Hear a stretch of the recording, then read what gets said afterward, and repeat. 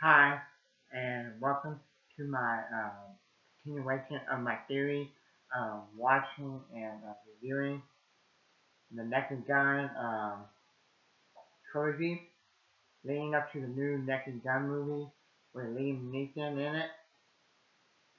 So, let me know what your thoughts and opinion on the Naked Gun trilogy, and which one is your favorite, which one is your least favorite, and what your excitement level is for the new Naked Gun movie that's coming out in August with Liam Neeson in it. Okay? So, a few minutes ago, I just got done watching the third Naked Gun movie called The Naked Gun 33, 1 and 3rd, the final install. Okay? So this is the last Naked Gun movie in the trilogy. Okay? So that's going to be the one that I'm going to review. Okay, I just got done watching it a few minutes ago. Okay? So, The Naked Gun 33, 1 and 3rd, the final install. Directed by Peter Day. Cool. Okay. So this one got a different director. Okay. Let's see what he's known for. It said Tommy Boy, My Fellow American, The Nutty Professor 2, Clump, Anger Management, 50-Foot Day, Longer Yard, Get Smart, 2008, Grown, Matt, My Spot. Okay. So, I think 50-Foot Day, like 1 or 2 times, that was okay. Tommy Boy, okay. I think that's going to be like a Chris Farley death movie.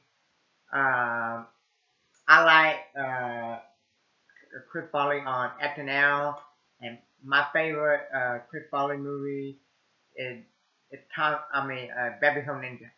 Okay,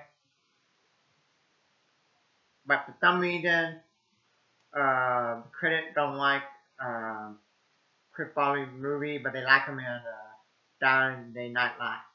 Okay.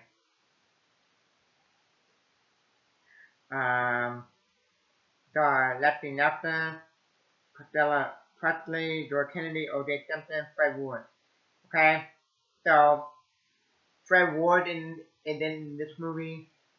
The guy that was in the first 2 Tremors, and I'm a big fan of Tremors.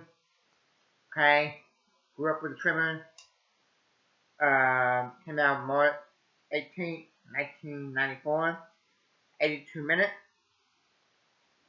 Budget 30 million, and it made 132 million at the box office. Okay. It says the 33 1/3 is the title is a reference to the number of revolutions per minute at which pornography records play. Uh,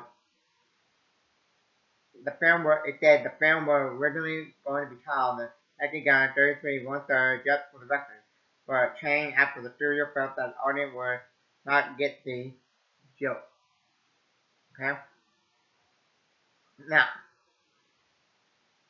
uh, it's an hour 23 minutes, PG-13, 6.5 out of 10 on IMDb, 58%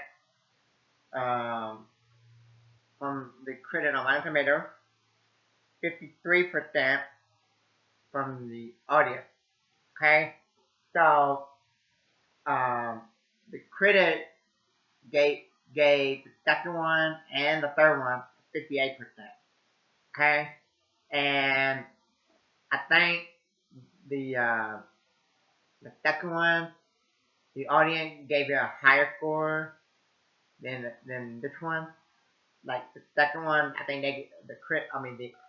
in the second one, the audience gave that movie like a 62 or 63, somewhere in there. Okay, so according to the audience with their score, it goes down and down with each movie.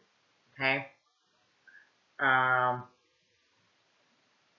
But for me, I would say the way I would rank them, I would say um, the first one is the best, and it's a classic.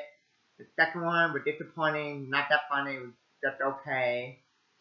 The third one, uh, way better than the second one. Okay, okay. I like seeing Weird Al back in it. I like seeing Fred Ward. They got some Tremor in it. I like seeing his mom. Let's see who they got. Um, okay. Uh, Kathleen Freeman. Okay. When I saw her, I had to look her up. 'Cause I knew I'd seen her in some movies. Like she was in, I think she was in North Alaska with John Wayne. She was in Pokey Local Sheriff and Pokey Local Gunfighter. With okay, with let's see who was it? Okay, so um, yeah, okay. So this about Fred Ward's character Roscoe, and the only time the only other character in movies or TV show that I ever heard named Roscoe was Roscoe Pico Train. Okay, I'm like, wow, that's cool. Somebody else named Roscoe besides Roscoe Pico Train. Okay, but he's a terrorist and he wants to break out of jail, prison, and he, he, he wants to blow up something big, so he's gonna blow up the Academy Award. Okay, okay, and Frank retired, and uh, they he got one final uh, thing to do, and his wife, mad at him, think he cheated on him with the woman, okay, Tanya, and he like, I'm leaving, Frank, and then she gets kidnapped, and they find out that Roscoe gonna blow up the award and the bomb in one of the envelopes, and they gotta find the envelope. Okay, Frank and his wife. I mean, uh, okay, Jay. Okay, and but okay, and and he still he can't get in because the guy said it's only for celebrities, so they take Weird Al clone, and then Weird Al goes, that's the guy, okay, but there's like a whole stack of envelopes, and so they keep looking for the envelope with the bomb in it, okay, uh, yeah, okay, the problem I have with with these um, trilogy is um, and at the end of the first one, um, he asked her like to get engaged, and then in the second one they try to be like married or something, but they like broke it off or something. Okay, but somehow she in the second one she with somebody that turned out to be the bad person of the movie. Okay, and then they don't get married until like the end of the you know they don't get married till the third movie, till like the movie's almost over, and at the end of the third movie, that's when they have a baby, and it said 9 months later. Okay, and um, and when I looked up the um, if the new one is going to be like a remake or reboot, if they know it's a sequel to the third movie, so I guess that the baby that they have going to be probably going to be Liam Neeson. That's the baby that they had at the end of the third one. Okay. So that's one of the problems I have with the trilogy is that I wish like they got married and then in the next movie they would explain like maybe they got on a honeymoon or they would explain how they broke off their engagement before they got married. Okay. Um, and then cause they don't really get married to like a third movie. Okay. And then my second big problem with the Naked Gun Trilogy is um like the first one is like really funny, and then the quality go down and down. Okay. They try too hard. Okay. They just try too hard with all these sex reference jokes. Okay. Um, okay. Um, but yeah. Okay. But I would say that the Naked Gun, um, the third one, is better than the second one. So, like I said 3 minutes ago, I would say the first one the best, then the third one, then the second one.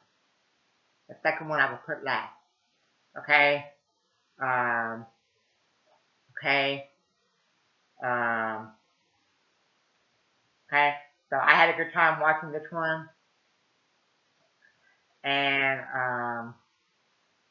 okay. Um, so yeah. So I would probably rather watch this one over the second one. 'Cause I thought this one was a lot more funnier than the second one. Okay. Um, okay.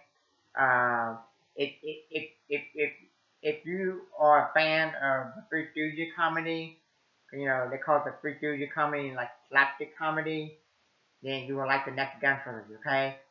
I'm a type of person that when somebody tell me, "Oh, you need to watch this movie or this TV show," and I go watch it, I tend to not like it. Okay, I can name you a lot of TV shows and a lot of movies that people told me to watch, or I read that it was famous, popular, and I go watch them. I don't like them. Okay, and then there are a lot of movies that I like that I find underrated that got low reviews, and I think it should get like in the 80s or 90%. Okay, one example is I think first two Home Alone, in my opinion, got a low percent from the critics on my tomato. I think they should be like in the 80 or 90. They're classics. I can watch them every December. Okay, and they get me in the mood for Christmas. Okay, so I'm gonna give the, the Naked Gun 33 and 1/3 the final result a B. Okay, and I think the third one is better than the second one. Okay.